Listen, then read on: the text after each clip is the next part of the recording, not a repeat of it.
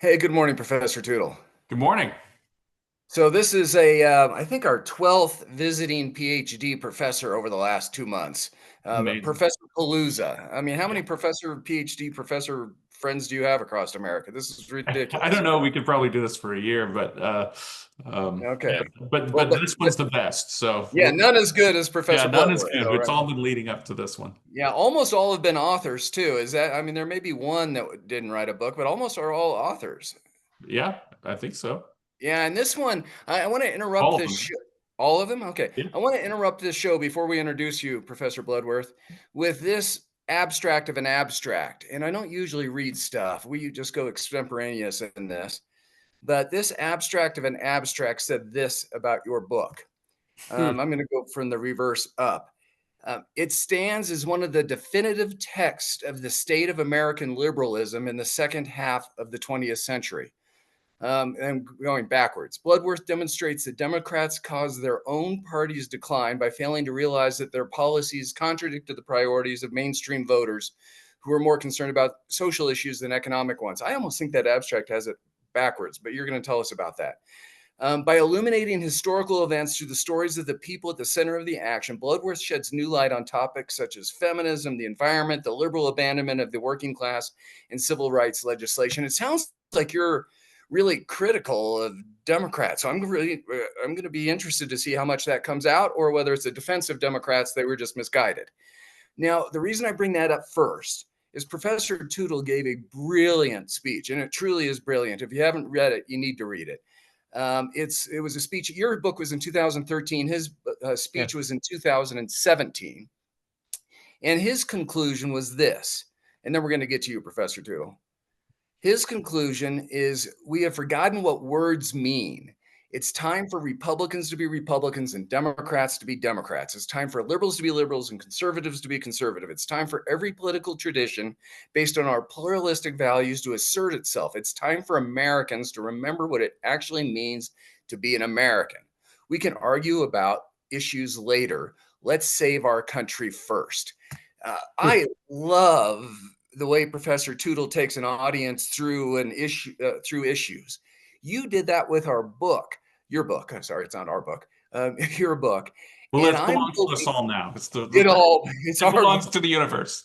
I'm hoping that in an hour-ish, we're going to be able to translate some very sophisticated stuff into layman's terms. That's all I care about is the average Joe or Josephine out there that doesn't read history books, who barely watches the news.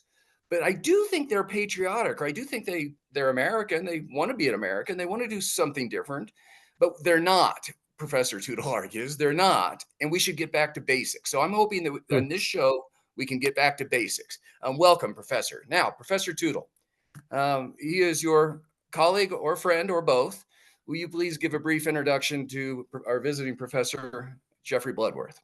Yeah, Jeffrey Bloodworth is, we are no longer colleagues, except in this sort of general sense that we both are, teach history. But we've known each other for almost 30 years, somewhere between 25 and 30 years, been pretty good friends all those years. And, I'm often nostalgic to think back to in many ways, we were the uh, two sides of the same coin in graduate school, in that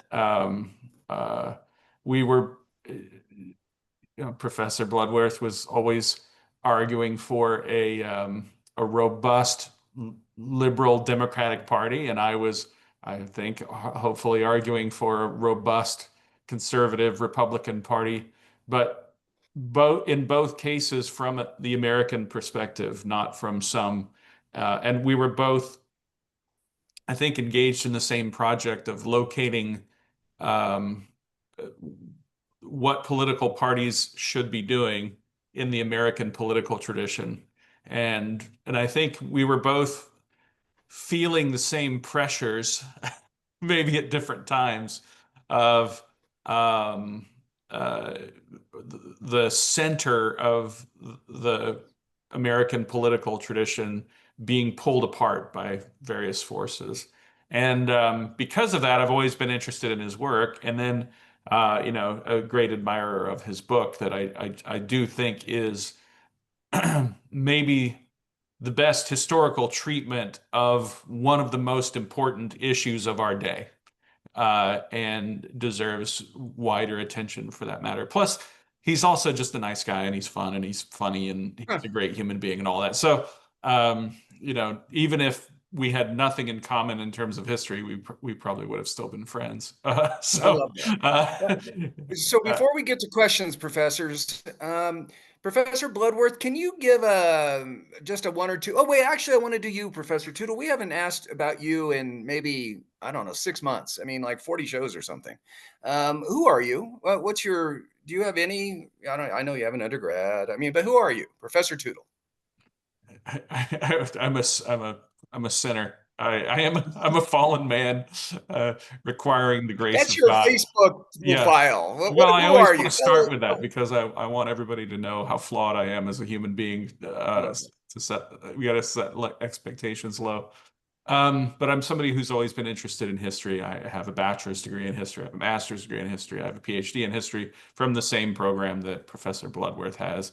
And uh, you know, I don't know what else we need to know. That's fine. You That's all fine. teach, you teach, you Yes, I bike, teach. you I'm have a kids. professor. Yeah, I'm a professor. I'm a professor at the College of Sequoias. I'm a professor at Ashland University, and I sometimes work for the Teaching American History program. And every now and then I write stuff. And you review journals, some of the major predominant conservative journals in Yeah. America. Yeah. Well, less so these days, but Well, it's about time you write some again. Okay, cool. Professor Bloodworth, I please do do have a a piece that's going to be coming out on John Quincy Adams and the gag rule in in like December. nice. So In I'm what still periodical? I do still write What history. period? What's that? It's What going to be periodical? it's going to be for this thing called Constituting America, which is Yeah, a nice. project of Janine Turner, the woman who played Maggie on uh, Oh, Northern Exposure. She has Ah, a love that stuff. she has a civic education project called Constituting America, and I have written a couple of pieces for them in the past, and it's always a wonderful experience. I really love and admire that organization, Constituting America, and What the a fact joy. that Maggie from Northern Exposure just makes it better. No kidding. Now, Yeah. Professor Bloodworth, please do a little better. You don't need to be modest, but please do a little better than Professor Tootle in giving a brief summation of who you are for future generations of Americans that are going to view this video conversation. Who are you? um, I'm a professor of history. I think Steve summed up our paths quite well. I write about the history of American liberalism. I'm still working on a biography of a former Speaker of the House, Carl Albert. These days, um, Trump. My response to Trump is I do a lot of public writing now. That's really what kind of consumes me. And so I'm a contributor to The Unheard, Real Clear Politics. Those are my two kind of Free main. press, you've had a couple of really Yeah, excellent pieces yeah, come I out. know. In the free press, then they blew up, and I'm not famous enough, which I'm not. I'm just not Woody Allen. They publish Woody Allen, Right. in that the free press. Um, I mean that's me. I'm a liberal. I'm a heterodox liberal. Um, Well, hold on. You already lost me, Professor. I have a yeah. political science degree and a law degree. Heterodox, I've heard once in my life. I don't follow the party line as it changes and evolves. I try to stay rooted in kind of first principles of not only the American political tradition, but of Roosevelt and Truman. And I believe in a robust role of the American state in making crooked places straight, but I also have a healthy regard for human fallibility. So I am a liberal with a conservative streak in me. I grew up in Red America. I was the first Democrat I ever knew. What a great And I quote. think that makes me a pretty wise Democrat because I know I have a real sense of what conservatives think, and I respect them. Maybe not Donald Trump, but I respect the conservative political tradition in America. I think sometimes they're right. And And iron sharpens I iron. would compliment, think that one of the things that hopefully will come out in this next hour is that Professor Bloodworth is extremely sensitive and caring and not, and he is correct when he says that he writes about an America that he does not hate. Uh, he understands and he does not hate. He actually loves America. He loves all of it. And And Professor, I he don't want writes with to great sensitivity about all Americans. get too aligned around this because this conversation isn't about the president. But does that love of Americans include Trumpism and people that support Trump? Yes, absolutely. You really are rare then, aren't you? Yeah, look, I think you're learning what the word heterodox means. yeah. Okay. I have forced myself to, by writing, to talk to Trump voters, and to listen to them, to authentically listen, not to have somebody talk at me while I form the answer in my head of why they're wrong, but actually listen. And I think, look, Donald Trump often has a point. And I think that's what we forget sometimes because it gets drowned out by the theatrics and the corruption. And I think a lot of Trump voters, they're good people. And I think many of their issues, I may not agree 100% with them, but I often think that they have a real point about their issues. I'd have a different way of getting there, which is not to say a wildly left way of getting there. Sometimes I think Democrats would be smart to listen to Trump and Trump voters because sometimes directionally they are correct. And so I think Steve is correct. I don't understand. I mean, the profession, and Steve is a conservative, and so maybe people wouldn't give him credence, but they should. I'm a liberal, and the profession is dominated by people who, as Steve says, I mean, they don't they, they have this anger and hatred about America, and it's like, how can you write about a country that you don't respect? And I think that's part of what is driving a lot of Americans towards Trumpism, because that impulse is in media, it's in movies, it's throughout Well, and it's in our creative Facebook classes. feeds. It's real humans doing it too. It's not just being manipulated by other organizations. I mean, real humans have some angst that they keep full. I mean, it has to be insulting when you just say if you voted for Trump, I don't want to be your friend anymore. And that I see that all the time among my friends. I I yeah, I don't have words for that. Okay. So I mean, it's Soviet. I mean, don't you think, Stephen? Like this is this is why I hated the Soviet Union. Right. Yeah. Not the Well, only there reason. are Like other things, but that's on the list. Yeah. is that all life became politics. Mm-hmm. And like I don't care who somebody voted for. Give me a break. I yeah, it's Okay, so cool. toxic. Okay. Professor Tootle, do you want to ask the grand question or two, or would you like me to start the interrogation discussion? Well, I think there are three places I'd like to get in this conversation, in part just because we haven't spoken offline in so long, and I'm interested in your take on a couple things. And generally speaking, I want to know what you're afraid of, I want to know what you're hopeful about, and I want to know what your advice might be. Well, these are great questions. Are we going to take a half hour on this? On your three questions? Yeah, I think if we just sort of, Okay. I'm interested to know, because I try to read everything you write, and I get the sense that there are some things that you're very afraid of, not just within the Republican Party, but within the Democratic Party, and then in American culture broadly. So, I mean, that might be a good way of addressing what you're afraid of. What are you afraid of among Democrats, Republicans, and generally in America? And then what are you hopeful for in among the parties and in America generally? And then what advice would you have for Republicans, Democrats, and Americans? Gosh, I just love this. And Professor, a reminder, I'm not looking for two PhD professors to have a collegial debate amongst each other. I'm looking to translate this to 330 million Americans. If they were to Sure. just take 5 to 10 minutes and listen to this 30-minute part of the show, what are they going to receive from it? So don't dumb it down, but Yeah. just talk to us as Americans. Yeah.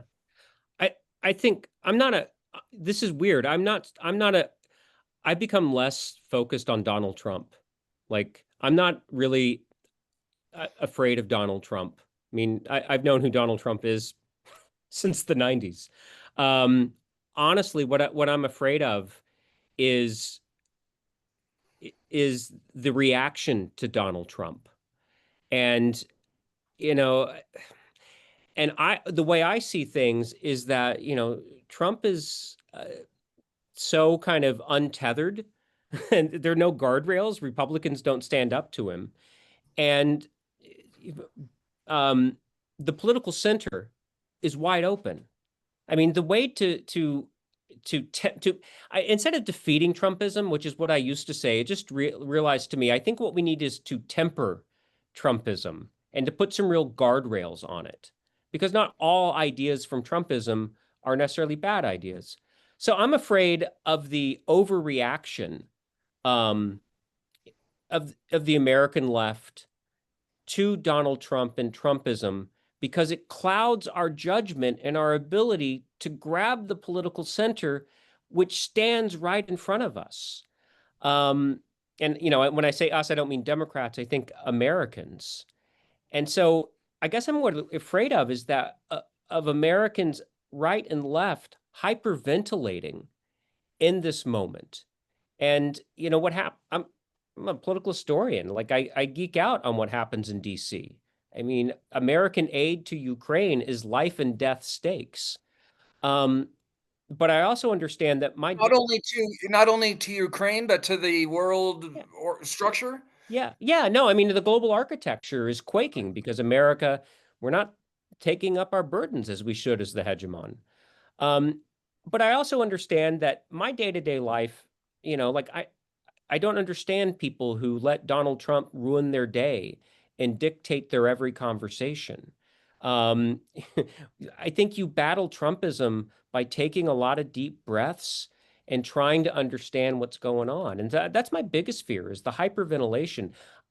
I think we can endure the Trump era and he's in mid 80s. He's not going to be president again. We can come out on the other side of this.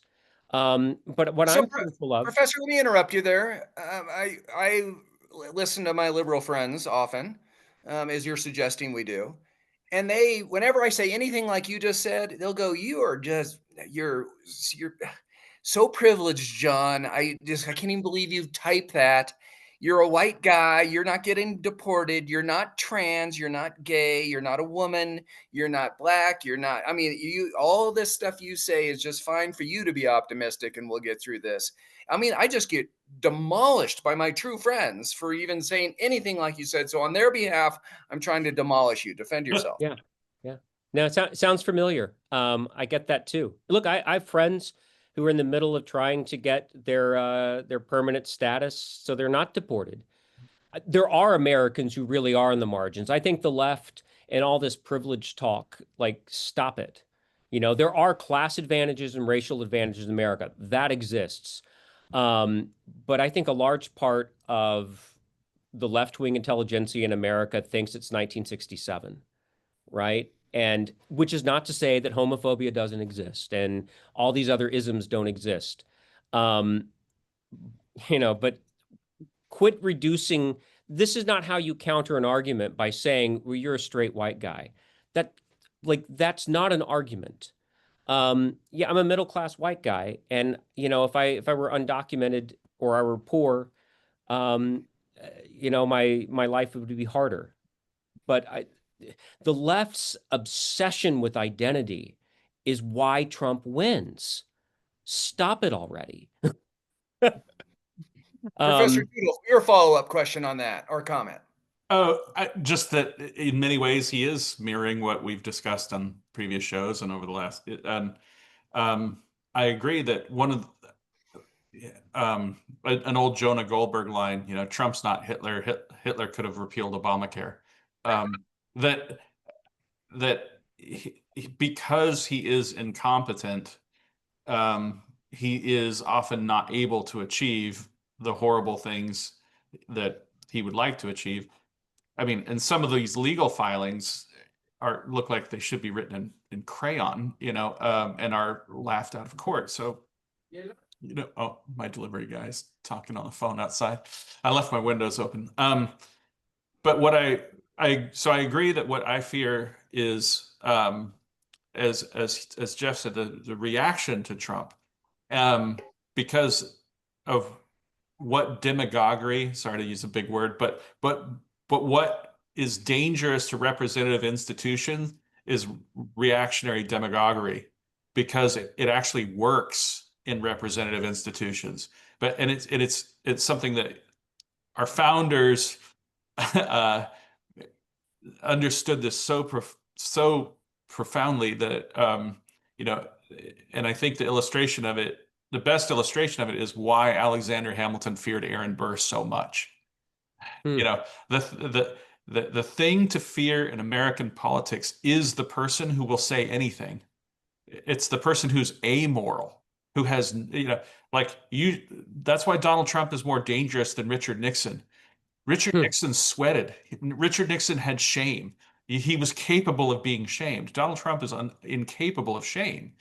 And what that brings about is now both sides say that whatever they do is somehow justified, right? In California right now, in fact, as we were heating up the microphones, I was messaging with a former student who asked me how to, for my advice on this recent proposition from Gavin Newsom. And I said, well, you are voting no, aren't you, Professor? Yeah, I have already voted no on it. And he asked why. And he said, and I said, well, yeah, two wrongs don't make a right. That's at some point, somebody has to advance the thing that we are for, rather than act out of reaction to what they perceive the other side is doing. And the student, I shouldn't say student, he's a grown man now, he's probably 40 years old, but this young man, younger than me, man, said, well, I hate voting no because of who it associates me with, and I said, I understand that, but I've just decided over the years that no matter what choice I make, I'm going to be siding with someone who I find objectionable. So what I think we need and what I would advance is knowing what you're for and advancing that thing, rather than letting people who despise you define your political beliefs. Oh, that sounds like some famous author that you admire. Yeah, that's well, I'm sort of paraphrasing something that James Weldon Johnson said, the writer who I've quoted many times. James Weldon Johnson, I don't know, Blood Money. Do you know who he is? He was the guy who wrote, he was a newspaper editor, first consul. African American, right? Yeah, black, yeah, wrote the Negro national anthem, but I got kind of into his editorials when he was the editor of a newspaper many years ago. And I've always loved his credo and he also was a novelist. He wrote that book, The Autobiography of an Ex-Colored Man, and which was all about defining your identity for yourself, protecting your inner life from the outside that seeks to define who you are.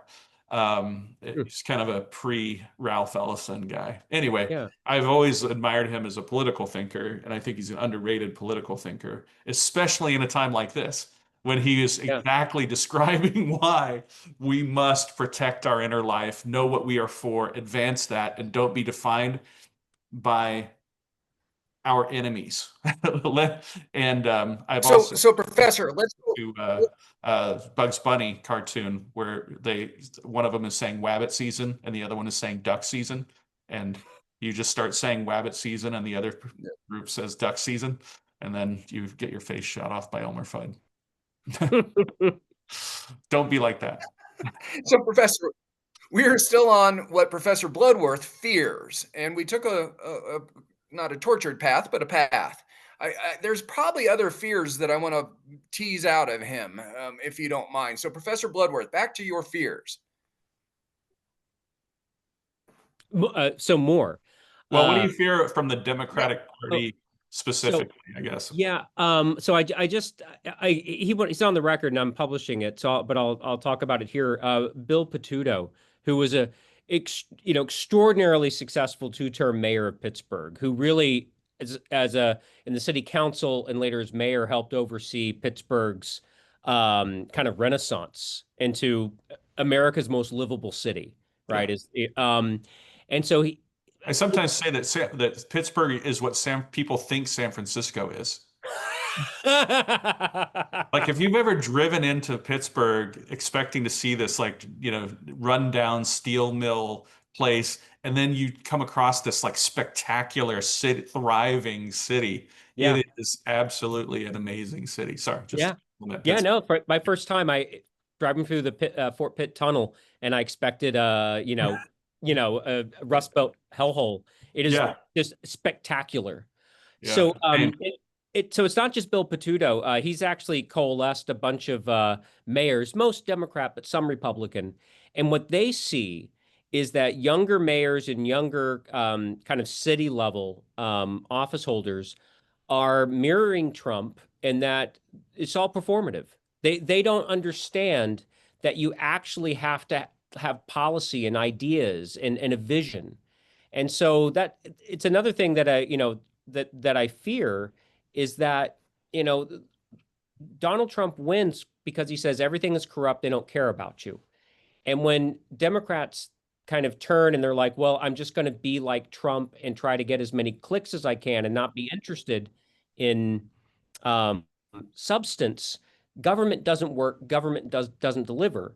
And it makes all of what Trump says even more true.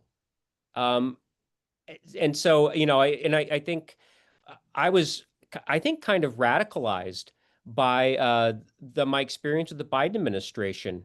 Because the first term we were told continually, and I think correctly, that large swaths of Republican elites knew that Trump was terrible, right? But in public, they wouldn't say so. And they put their own careers above the national good. And then I think about the Democratic Party, who, other than Dean Phillips in the Congress, nobody said a peep. And I interviewed one of Dean Phillips's advisors, and he was just like, everybody in Congress knew it. And people were told that if they worked for or supported Dean Phillips, they were told by the Democratic elites they would ruin their careers. And I can understand if you're a legislative assistant for a House member, you're not a martyr. But I'm like, you're a senator, you're a congressperson. Like, say what's true. Joe Biden was not able to run. What's the worst thing going to happen? You're going to be a visiting professor at the Harvard Institute of Politics. And so, yeah, I see the Democratic Party, at least at its elite levels, like doing what the Republicans did under Trump and like, looking out for themselves. And it tells me that Donald Trump identified something correct, that elites, not all, but many, were out for themselves and wouldn't put the national good above their own self-interest. And that's another thing I'm fearful of, right? I mean, I've realized it. I think we have a corrupt political class on both sides of the political spectrum. And Donald Trump is, like, I guess we should thank him because he revealed it. yeah, yeah. In a way, that was always sort of like Victor Davis Hanson's very cynical take on Trump initially was that he is the person who's revealing that the corruption is already there. Yeah. And it's and that I mean on his podcast he often lapses into outright support for Trump, but initially what he was saying, because he's such a old school classicist type of a guy, he's been predicting the downfall of America for years, and Trump coming along sort of makes him right. Yeah. And so uh, but it's two sides of the same coin. There's another thing I wanted you to just consider that I hadn't thought about until recently, and I want to get your take on it. The success of the spending package that President Biden did get through Congress, and the long-term political consequences of that spending package. And I just want you to think about, I know I'm springing this on you for the first time, Yeah. so you can either react to it or say, I need to think about that more. But I sort of have this idea that spending as a substitute for caring is no longer going to be politically effective because because everybody saw everything got funded to an extent that everyone had always been clamoring for. And yes, I guess you could point to individuals who were helped out, but for the most part, none of that spending solved any of the problems that it was supposed to solve. That, it sort of went to 501c3s and nonprofits and who would, get to exist for a few more years. But it didn't actually build rural broadband. It didn't do any of the, it's like New Deal type spending that resulted in no New Deal, and So how in do the you want long to take term, this, that makes us, professors? How do you want to take this slight detour between your original three questions, Professor Tootle? How do you want to engage in this part? well, I guess I would say I think there's a long-term threat to New Deal liberalism unless New Deal liberals begin committing themselves to actual bread and butter governance Okay. and making the case for why, in other words, we need to see that port dredged and rebuilt, not we need to, buy off the union that works at the port and, and make sure that the pension is filled, uh, and, and actually do things to make sure that the regulations don't get in the way of the big project being built. Yeah. Okay. Response to that, Professor Bloodworth. Well, it's listed under the things that I fear is that, you know, it's what Bill Petuto, I had a long conversation with Bill Petuto and I was like, wow, I was like all these ideas and it reminded me, and you can not like Bill Clinton and not like the New Democrats and the Democratic Leadership Council, but they had a lot of real policy ideas. And I haven't heard a Democrat talk about rural agricultural policy since the 90s. I mean, I've not, Democrats, they don't know what liberalism means anymore. I mean, I think the way they win elections, Steve, is you're right, is like it's all about the social issues, which doesn't, I mean, which kind of animates the mind of highly educated liberals, but it doesn't do anything for the lives of working class Americans. And, this is the abundance agenda. At the very least, liberals are recognizing that more regulation is not necessarily what liberalism is. Liberalism, I think, is about enabling Americans to give them opportunity to then make the most of their lives. And it's not about equality of outcomes, and it's not about giving money to nonprofits that, say all the right code words of social justice. And I mean, I think you're right. I think, if liberals need to run for office, deliver substantial, concrete, tangible things that make a difference in normal people's lives. Otherwise, why would anyone vote for them? Yeah, and so this massive infrastructure bill, I mean, there's going to be some real infrastructure that's built, but I, you know, I'm not sure that you have a coherent kind of liberal vision of what an activist government should be doing. And So now I'm going to do an interruption because in real world politics, professors, both of you, I'm working on two different political campaigns, one in Littleton, one in Centennial here in Colorado, and I'm walking door to door with the mayoral candidate and the council candidate, and maybe one out of four doors that we talk to, all they want to know is whether the candidate's going to vote for Trump or not. They don't. It's not even Republican or Democrat. It's what's your opinion on Trump, and that just kills me for a variety of reasons. Second to that issue, liberals are trying to figure out how to have affordability of homes in Colorado, which is a true, real Yeah. issue. I don't know how any young person can afford a home in Colorado. I truly don't. So their answer is to increase density in single family detached homes, which has every single person across the political spectrum, NIMBY, including me, by the way, like all bent out of shape, are going, no, you're going to put up duplexes or fourplexes on my single family home. But they are trying to give an answer. So the conservatives come back, the Trumpian conservatives come back and go, these people are nuts. Stop them. It's communism. It's like big government telling you what to do with your private property. So how do your views, what your book was about and Professor Tootle's essay about, how do we put these ideas into real world stuff? And healthcare is another example. There's no doubt that if you're a lower or middle income in America, you probably get subsidies for healthcare, and Republicans aren't for that. I mean, it's a real defining difference between the parties on that.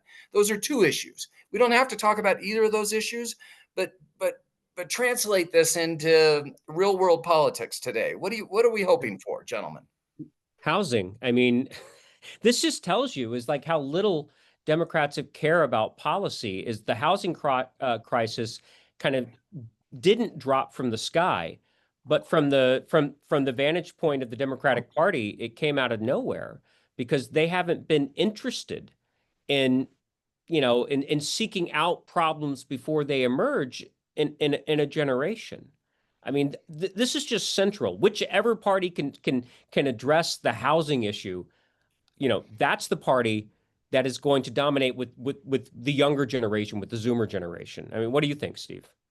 Yeah, absolutely. And but my brain was going in a different direction, which was how did I do it back when I was involved in grassroots politics? And I always thought of my job as being sort of twofold. Number one, shaping, hopefully enlarging and refining the character of Republicans, and then trying to convince Democrats to vote for Republicans. And so what I would do for both young people who were hopefully I was trying to make them better Republicans, and for Democrats I would ask them the same thing. I would say, tell me what you're for without using the words Republican, Democrat, left, right, or Obama. Like, you're not allowed to use the name of any politician or the label of a party or the left or the right, but just tell me what you're for without using any of those labels. And then if I was talking to a Democrat, I would try to convince them that, our Republican candidate was really the person for them if they could get past the labels. And then if I was talking to a young person who was a Republican or a conservative, my point was to try to get them grounded in something larger than personalities or identifying with a single person. Figure out what you're for first. Getting back to our other conversation, but it takes longer. And certainly you can't compete with the person who, and there was a candidate here many years ago who ran for office and thankfully lost, but he would just go up to the door, and if it was a Republican household, he would just say he was a Republican. And if he was a Democrat, he would say he was a Democrat. And he almost won. Really lie. Wow. Yeah, he won. He almost won. He came within, I think, 18 or 20 votes of winning elective office. And I worked really hard to make sure that that guy did not get into politics, because I thought this is the most dangerous human being in politics, right? Somebody who can lie without shame. Yeah. So it can still be done at the grassroots political level, but I think Jeff's right. Housing is such an obvious issue. One of my buddies teaches poli-sci down at UCLA, and he posted a thing today of who voted for Harris versus Trump by income quintile. And it just shows that rich people voted for Harris. The richest 40% of America voted for Harris, and poor people voted for Trump. And the poorer you were, the more you did. And I think about our other mutual friend, Tom Brasino, something he said during Trump's first term, which is something he would tell leftists that would enrage them, but it was so true. He would say to them, well, you must love Trump because this is how you get more Trump. You know, acting the way you're acting right now is the way that you make sure that Trump wins next time. Yep. And boy, Yep. is he right. Yeah. So, Professor Bloodworth, give a reaction in whatever way you wish to the last 5 minutes of this conversation. I'm finishing an article about the 1992 election and Bill Clinton and free trade, NAFTA in the Rust Belt. And it connects with kind of just grassroots campaigning and how you appeal to Americans. Because the belief is that Donald Trump won in 2016 and in 2024 in the Rust Belt because he opposes free trade, opposes NAFTA. And that helped him, to be sure. Bill Clinton won the Rust Belt, dragged the Rust Belt back into the Democratic column starting in 1992. And he did so by campaigning for NAFTA. But what they have in common, why both of them won the region, is that they came here. I'm finishing this one kind of section where Bill Clinton, in a 24-hour period in late August of 1992, they had this campaign where they went from Cleveland to Buffalo, and they had 13 stops in 24 hours. And he spoke to nearly 50,000 people, and if you had enough people at standing on the side of a road, the bus caravan would stop.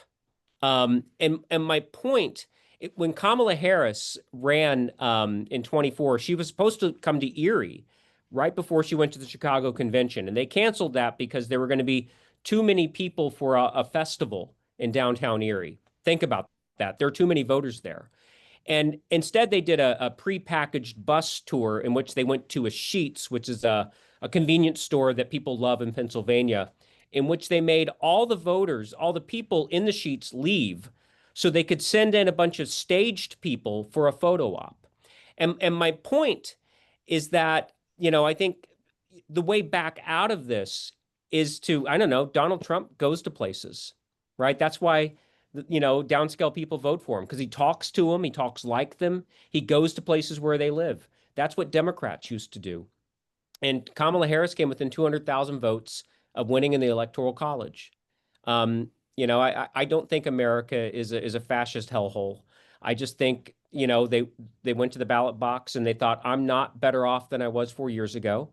And Donald Trump talks about things in a way that I understand, and he goes to places. Right. And Professor, isn't it if I thought it was a little less, changed their vote from Trump to Harris, she would be the president. But you say it's 200,000 votes, period? In the Electoral College, right? She could have won Yeah. as he won in 2016 in Wisconsin, Pennsylvania, and Michigan if 200,000 votes would have changed. Changed to the other candidate. Yeah. Yeah. Mhm. Yeah. We're on the same page. Yeah. Which is like out of a country of 230 million or 150 million voters or whatever it was. That's like, yeah, she could have won. Yeah. And she ran, I don't blame her, but it's like, what were they thinking? I mean, they didn't do any grassroots campaigning. And this is I know Democratic strategists, they talk about this. Democrats haven't had a presidential candidate go door to door and have a real grassroots effort since 2008. And then they're like, how can we lose? What are all these racist people out there? And it's like, well, when you ignore people, they're not going to vote for you. And it's just, it's blocking and tackling. And so I am tough on Democrats because I am one. At least I used to be.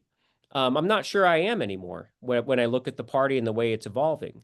Do you hear that, Professor Tootle? One more coming my way to unaffiliated. One more, Professor. I can get you. Well, I think there's I have no relationship with the current people who call themselves Republicans, but I just hate to cede the name to them. Yeah. But I have no relationship with. It's better than you think, gentlemen. I can get you both in one show. I switched over 2 more to unaffiliated. We can start a new banner under something else.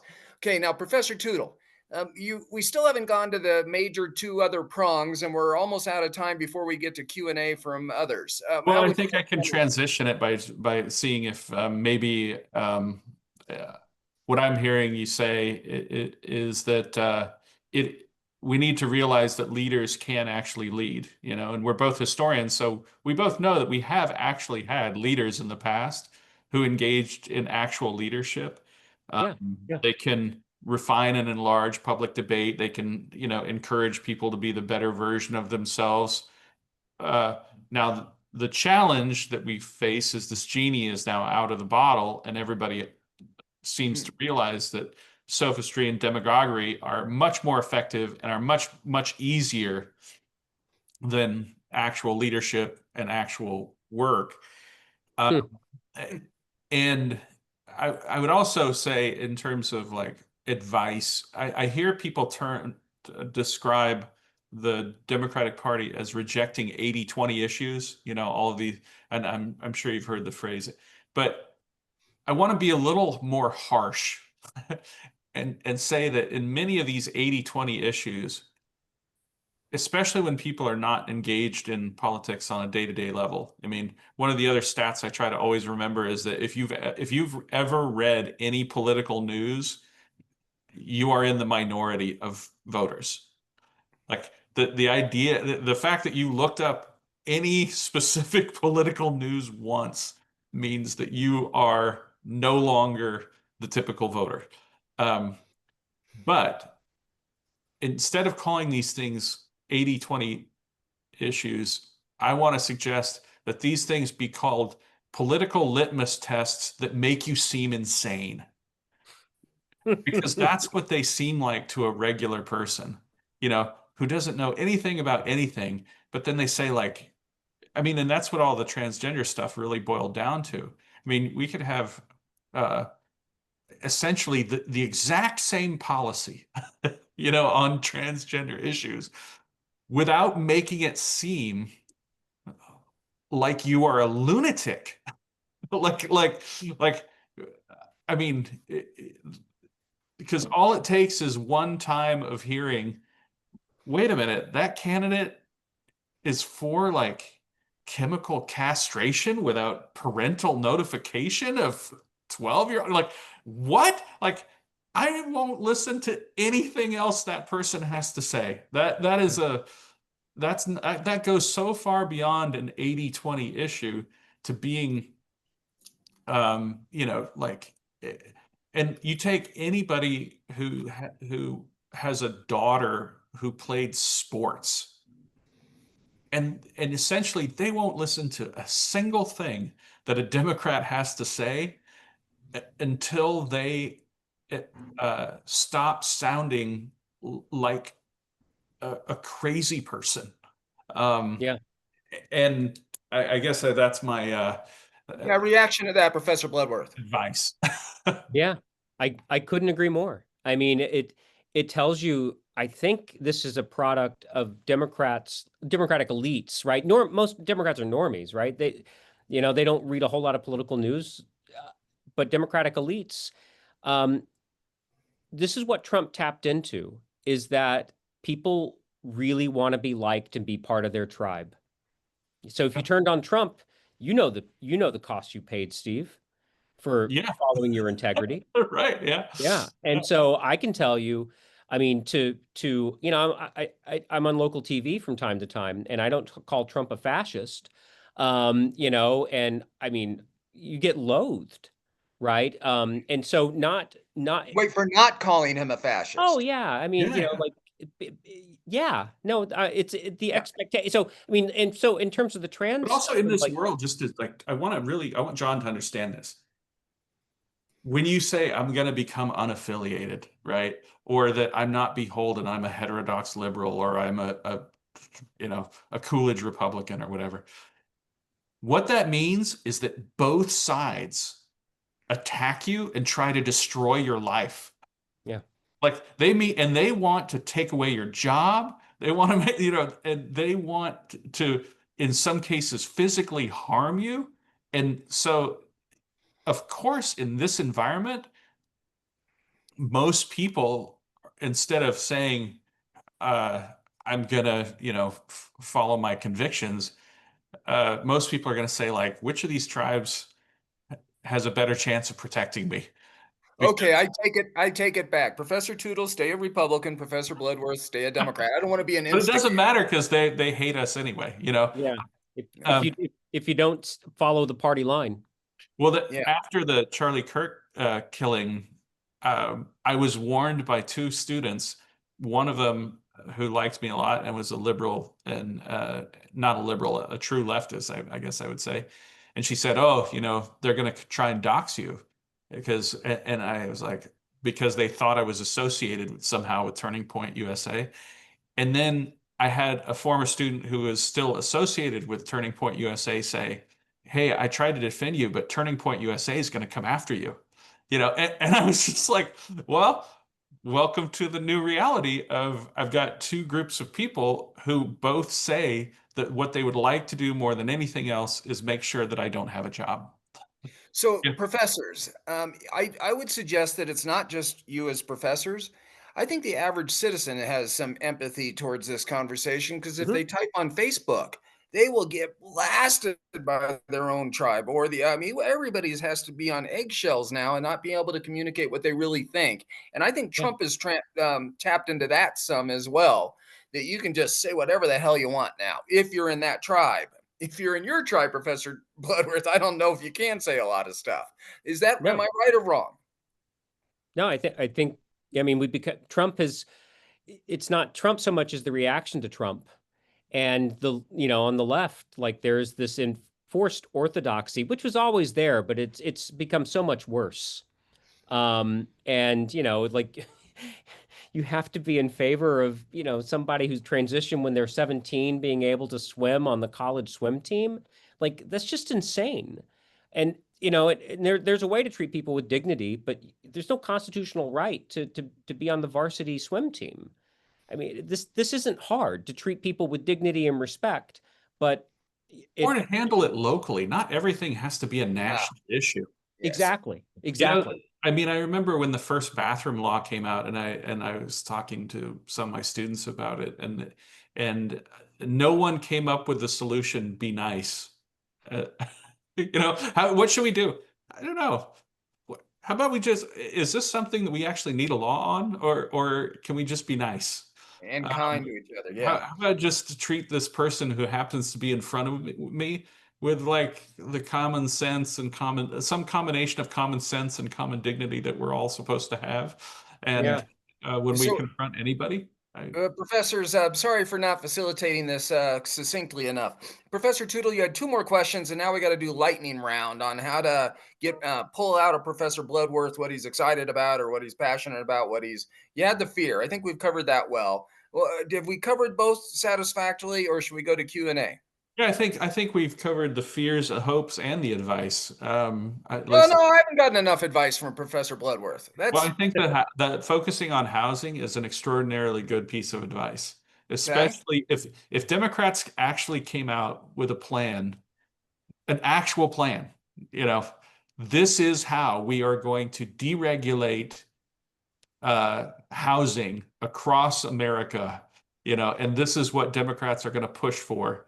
We're going to push for city planning with the following recommendations that will protect the environment, lead to smart city planning, and and have real economists, not hacks, who who who vet this plan and say it's going to add this much capacity in housing, um, and that will result in the cost of housing going down by X number of dollars. The only people who would be angry would be the rich liberals who inexpensive houses who don't want housing prices to go down.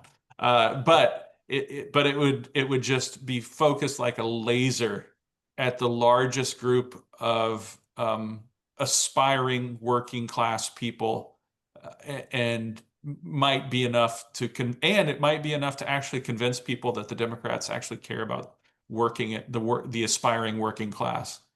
So Yeah. Professor Tootle's run with your idea. Do you like it, Professor Bloodworth, or you want to expand or add others? Um, Interesting that you should listen to Rahm Emanuel these days. He's running for president, and there's a million people, there's a million reasons not to be for him.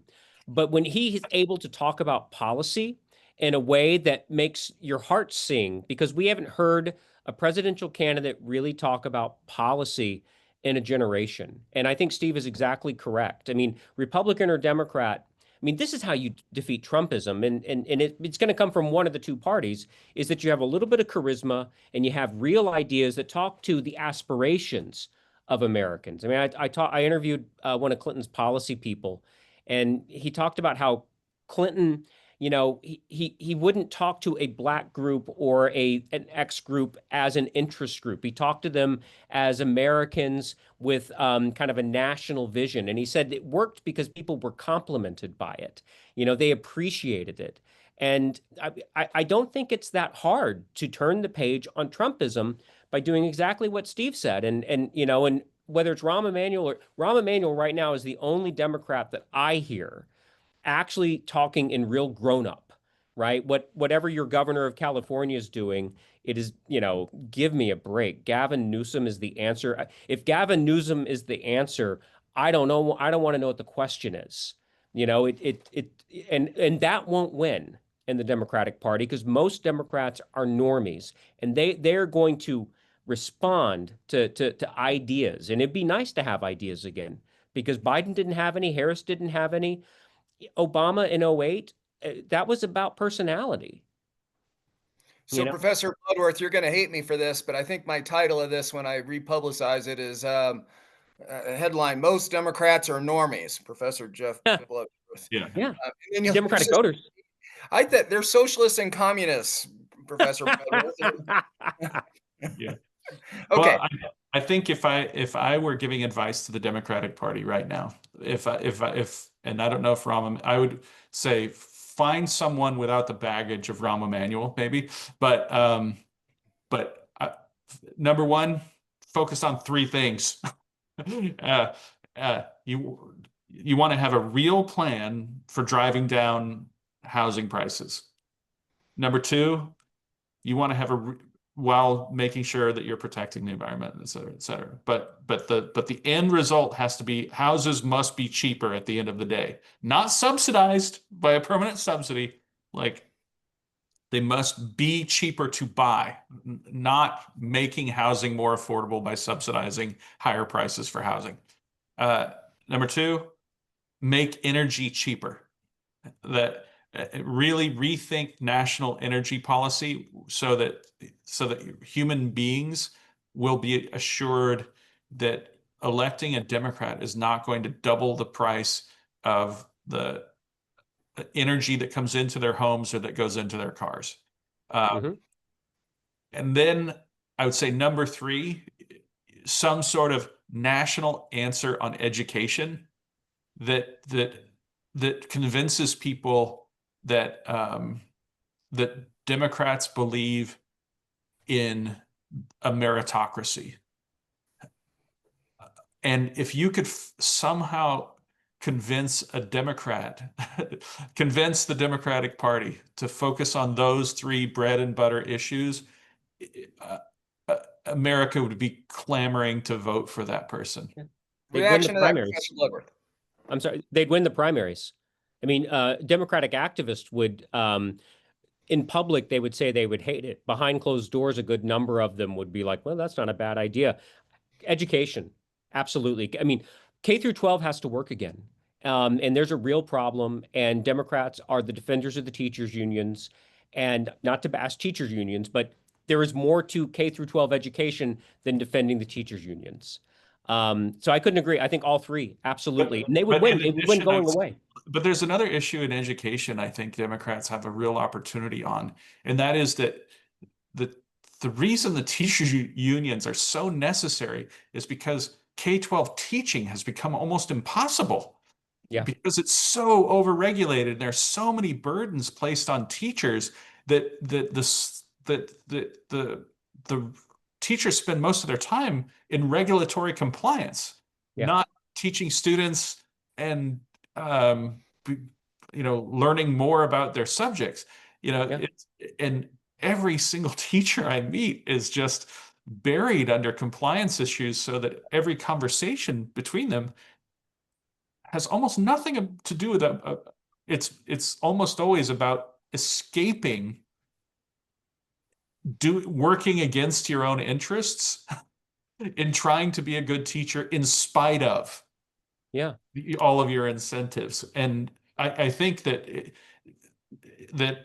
the actual members of the teachers union would really be excited by a message that said, yes, we're going to protect your jobs. That's great too, but we're also going to make it possible to deregulate your classroom. To focus on doing what your students need as individuals. And the reason you went into the profession to really Yeah. help kids. Yeah. That's a very eloquent way of saying it. You couldn't be more correct. I mean, it is, I think K through 12 education and its failures is a shining example of, and I think liberals have largely made America a better place.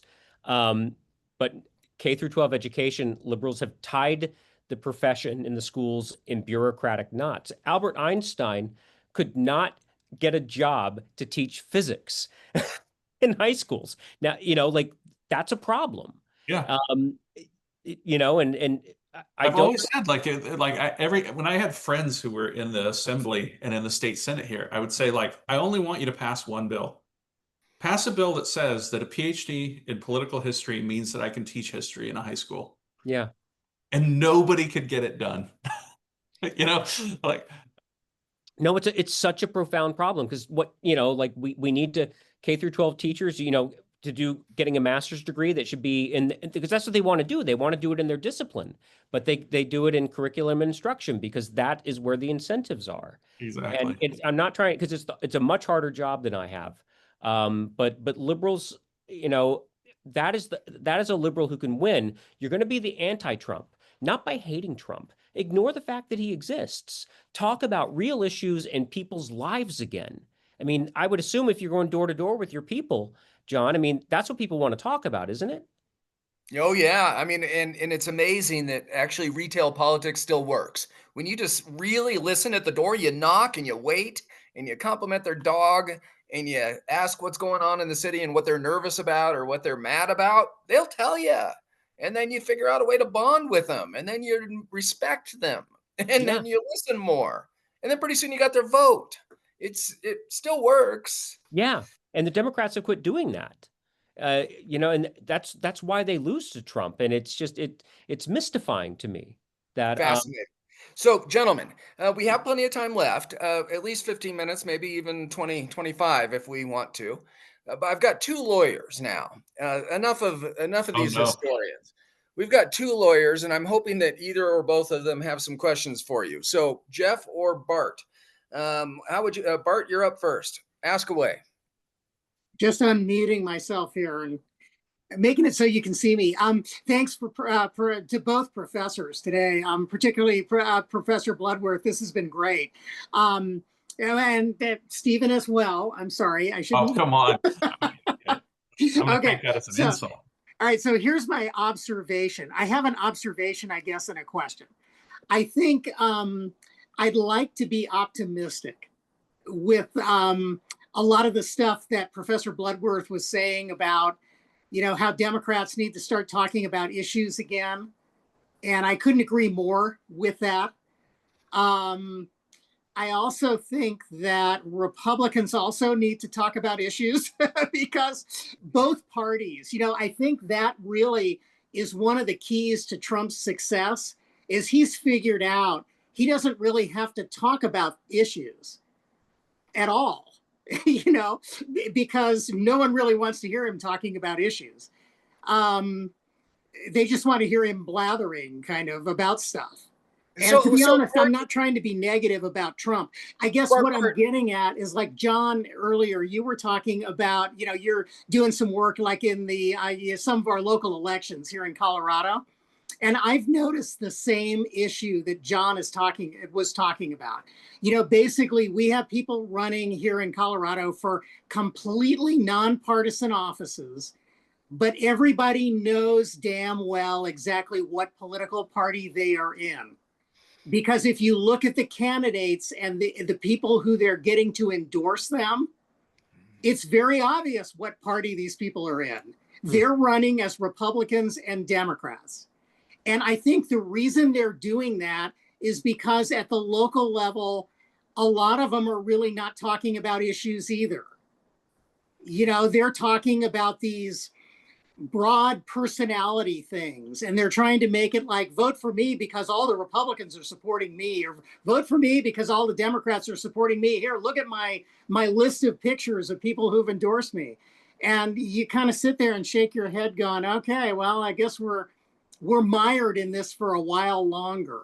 Yeah. I just don't know what gets us out of it. And I guess that's my question, is that since you guys are historians, what do you think really gets us out of this, where we get candidates who actually are going to talk about stuff that actually is important? Professor Bloodworth. Hey, so Steve, I think you'll like this. I think this is a conservative answer of supply and demand. Yeah. We can't be the only people who, everybody's sick of this, right? This is an 80-20 thing. And so again, I don't think this is solved, and this is where I won't be a liberal. This is not solved by a heroic national figure swooping in to save us. This is solved at the grassroots with I would assume if you want to win locally, you can let the yahoos run as a Democrat and a Republican. I'm gonna run as the problem solver that no one can figure out whether I'm a Democrat or Republican, and I'm gonna win. Right? I mean, there is a demand for people who are center left and center right who can go out there and talk about ideas and be good politicians, John, as you're saying. Like, you listen to people, and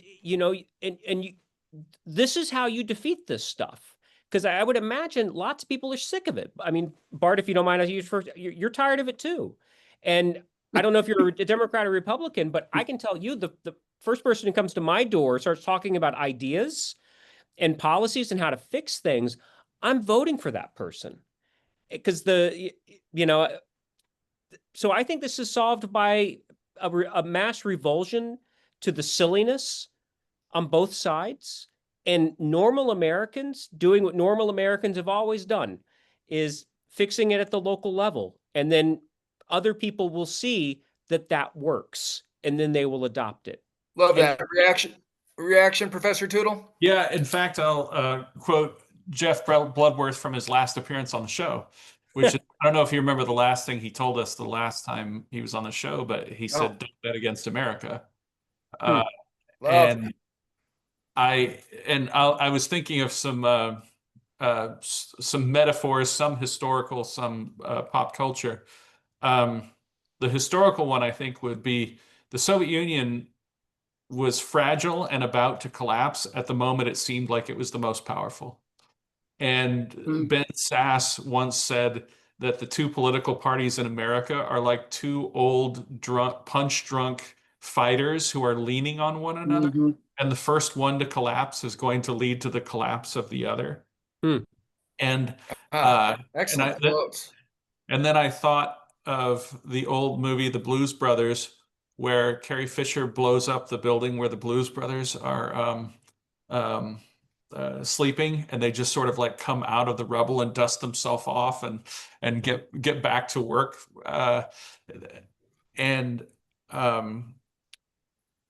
I want to say something that Jeff might find controversial, but I feel like it's one of the things I've tried to tell Democrats because I think it's true. Americans will try to vote for the candidate who they think is the most normal. And the scariest thing for Democrats is that in the last election, Donald Trump was more normal than their candidate.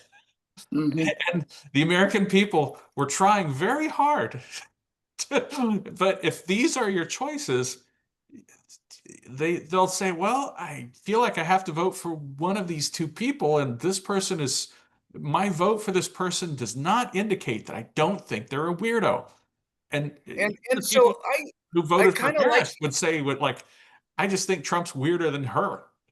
So So, Professor Tootle, I kind of like your theme on that, especially when fully explained.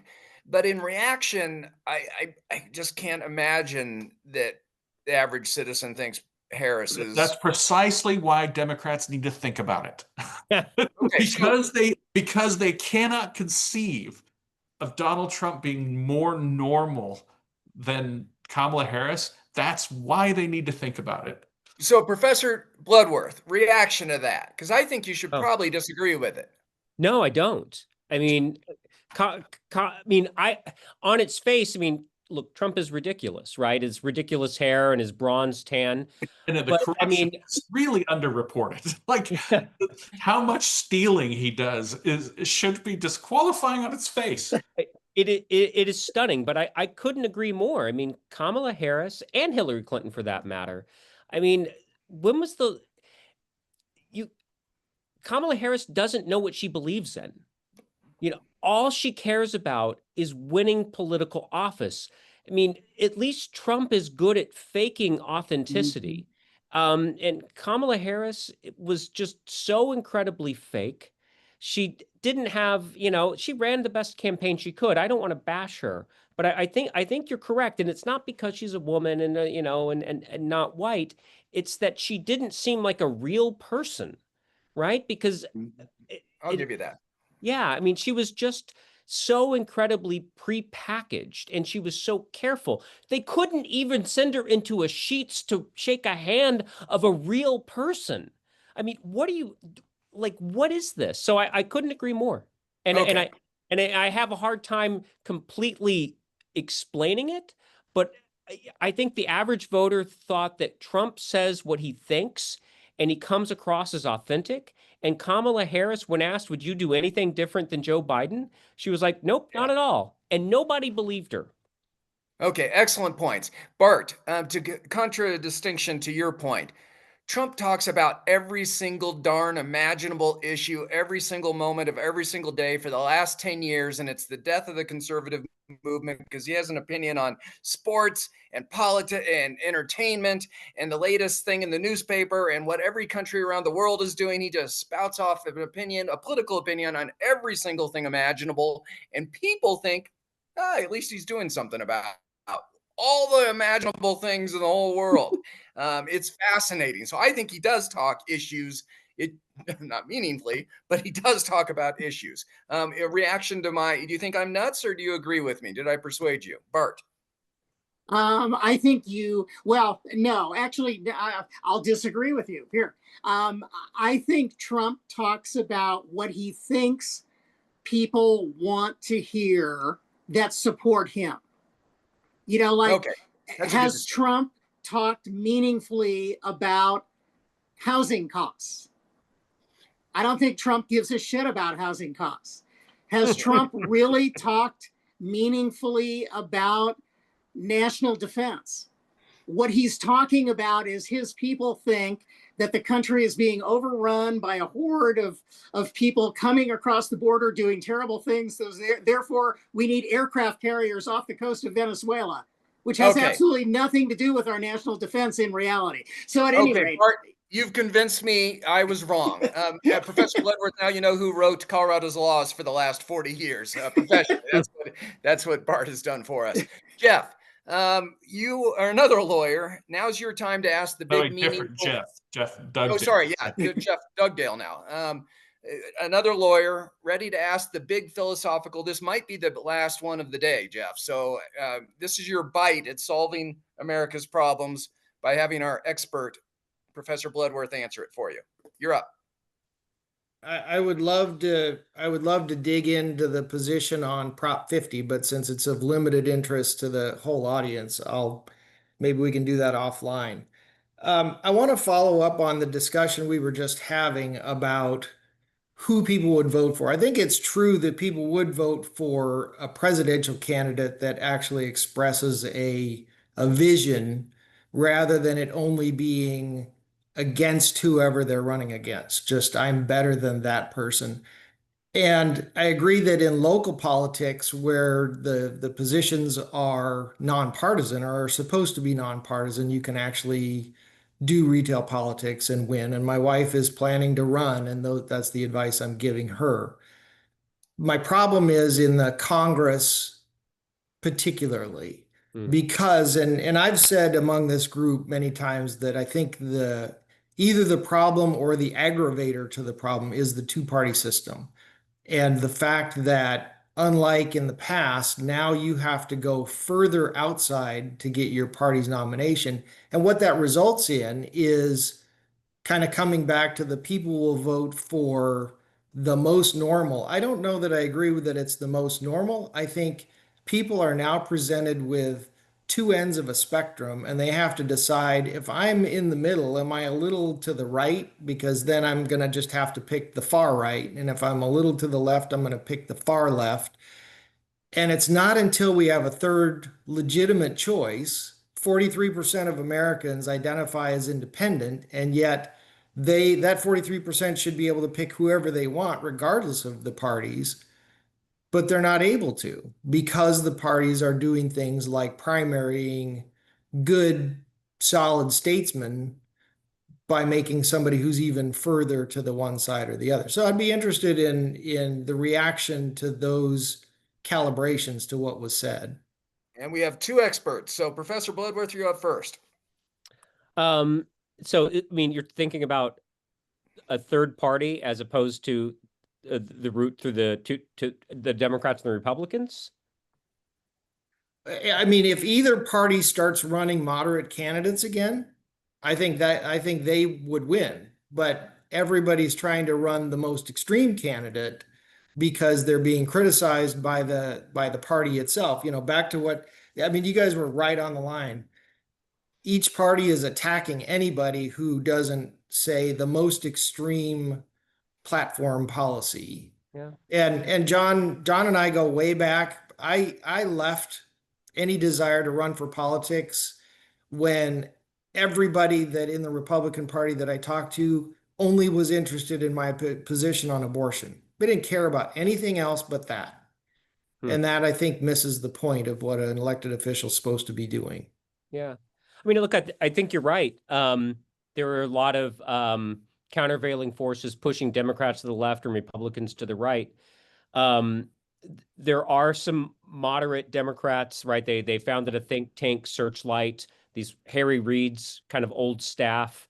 Adam Frisch, Coloradan, the Welcome Pack he's part of, which is a national organization. I mean, the shame is that unlike the 80s and 90s, where you did have moderates on the Democratic side band together and build a national organization that elected Bill Clinton and made the Democrats, for all of his foibles, made the Democrats sane again, at least on many issues.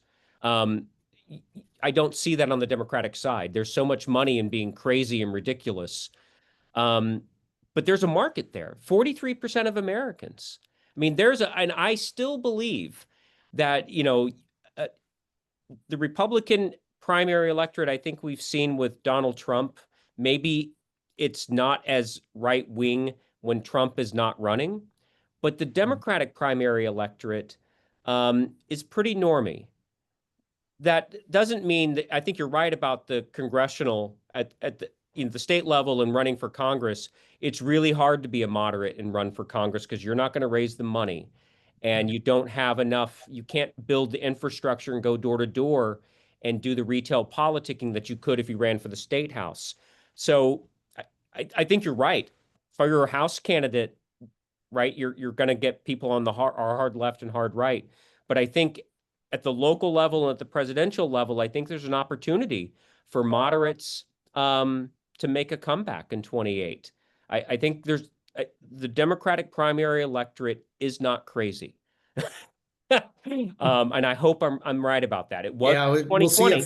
We'll see if AOC is their choice or Sanders versus somebody more in the middle. It won't be. Let me ask. I have one very practical question I need to ask Jeff about, because we've been using this term Democrats or Republicans, and should I'm going to ask your advice. Someday if we have to write about this era, are we going to define Democrats as people who are registered Democrat? Are we going to define Democrats as people who voted for the Democratic candidate in the last election? Or are we going to find a Democrat as someone who holds the beliefs of the historical Democratic Party? And then same question for the Republicans, obviously. Yeah. Because you've been saying, Democrats are normies, and you're like, well, are we talking about the people who voted for the Democratic nominee in the last election? Are the people who are still registered Democrat, or the tens of millions of Americans who probably would be sympathetic to the ideas of the old Democratic Party? Who are the Democrats? Yeah, that's a great question. I mean, I think I'd put the last one out because, I think they'd have a hard time saying, I think they know in their heart when they hear it, a Roosevelt or a Truman or a Kennedy, like an opportunity liberalism, they wouldn't put it in those words, but I think they would say a government that helps me help myself, right? But I'm not sure they can put it in those words. But I would say the ancestral Democrat who has not yet switched their party affiliation, who voted for Trump, they're still Democrats. But it's really the Democratic primary voter who goes out and mostly votes for Democrats. And those people, as we saw in 2020, right? As we saw in 2016, even in 2008, I mean, Barack Obama's not some far-eyed radical. He had fairly centrist liberal ideas when he ran. And that's where you're at, because the heart and soul of the Democratic Party still is kind of working class Hispanics and African Americans.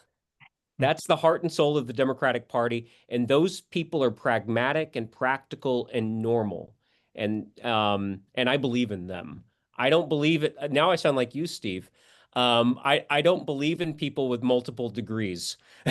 But I believe in normal people who judge life upon pragmatic realities and are going to sit there and kind of take the measure of a candidate, as they watch it on TV, and I trust their instincts. So my only other point of departure or criticism is that you referred to Donald Trump as a conservative, and I just I have no I do not, I reject the premise that Donald Trump in any way has anything to do with the conservative tradition of the United States. Without a doubt, I join you in that. He's not. He's something else. He's not a conservative. He is if you're going to give him a label, he's a reactionary populist. And I haven't really So, offered professors, you're both convinced that somehow something's going to break in either the Republican or the Democratic Party or both, and we're going to be fine for the next 249 years. And Jeff's just completely wrong. There's not a time for a new political party to come in for the mass center, moderate, normie. You're both, no, the parties are in trouble, but the punch drunk thing, but something will happen that will tip and we'll be okay. Well, I think, sorry to jump in, but I think because this resembles the 1840s and 50s in so many ways, where there is it has to collapse because it's absurd. like if the study of history tells us that when something is absurd, that it eventually collapses under its own weight. What is going on right now is absurd. And we don't know when or how it's going to collapse under its own weight, but it has to. That doesn't mean that I would guarantee the next 249 years of the Republic, because I always think that we're one generation away from losing it. But as Jonah Goldberg said, or Goldberg said, quoted somebody else, maybe it's Hannah Arendt, who said, every generation is we're invaded by barbarians. We call them children. So every generation must be taught to want to follow the norms of democratic ideals and protect the peaceful process of negotiating between your rights. But as for the inevitability of collapse, I mean, that's what I would base my opinion on. When something is completely absurd, it just can't keep going the way it is. Yeah, that's but not a new point. political party. Professor Bloodworth. Um, I think of the Soviet Union when Steve says, something is absurd, it collapses. And I think our current time, you're right, it can't go on. And Jeff, I guess I'll agree with you on this, but it's just about, I don't know, the nomenclature is that I think those political independents, instead of building a new infrastructure, they're just going to filter into and remake one of the two parties, right? And so it's going to be called the Republican Party, the Democratic Party, but it is your third party. I think, that's the market niche is, and whichever party kind of claims the normie middle will get those people. Because ultimately, like political parties do want to win. Well, we always forget that half the Republican Party, half of them were former Democrats. When the Republican Party was formed, half of them were former Democrats. Yeah. That's indication of Professor Tootle, don't you think half the current Republican Party now is former Democrats? Yeah, probably. And actually, I'll throw this out as Jeff. I have one more question for sorry, Bloodman. The best guess as to the crisis that might lead to the collapse. I have two candidates. I wonder if you would have the same ones. A deep recession that we just don't have the fiscal resources to buy our way out of. Or some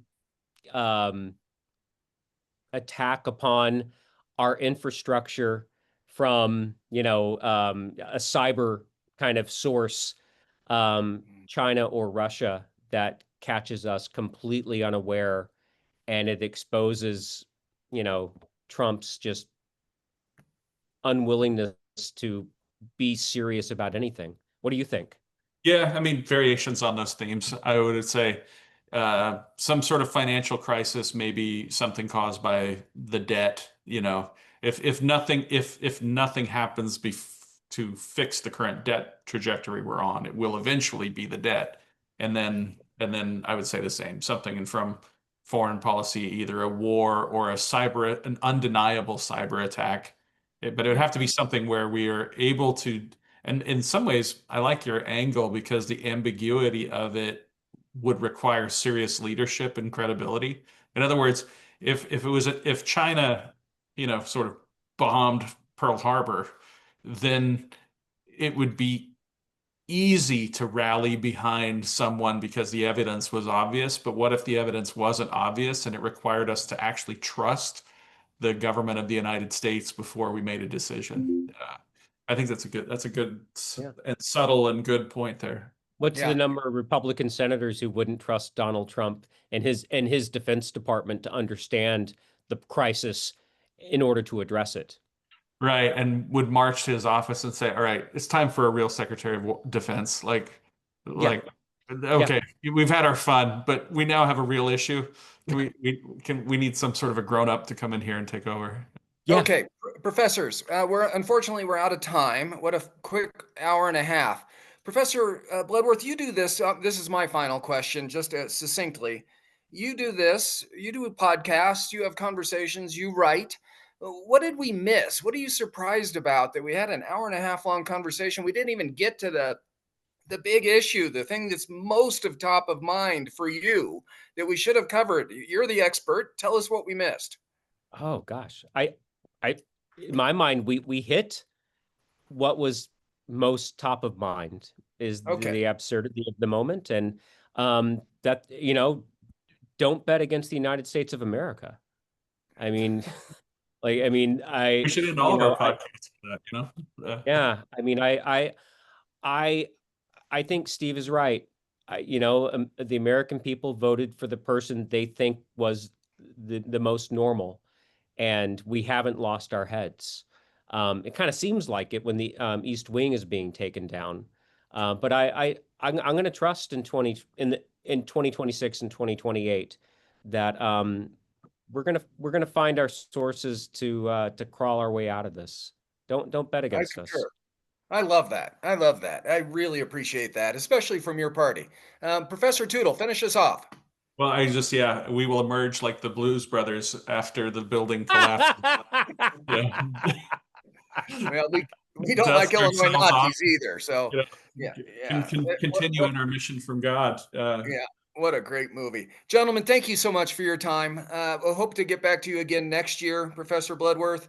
Okay. You have finished off our Professor Palooza of literally a dozen or so prominent professors around the country. Thank you for doing your sharing your time with us. Yeah. Thanks for having me. Good meeting you, Bart and Jeff. Yeah, lovely. Thanks, Professor Awesome. Tootle. Well Take it easy, done. buddy. Yep. Have a great day, you all. Bye, you guys.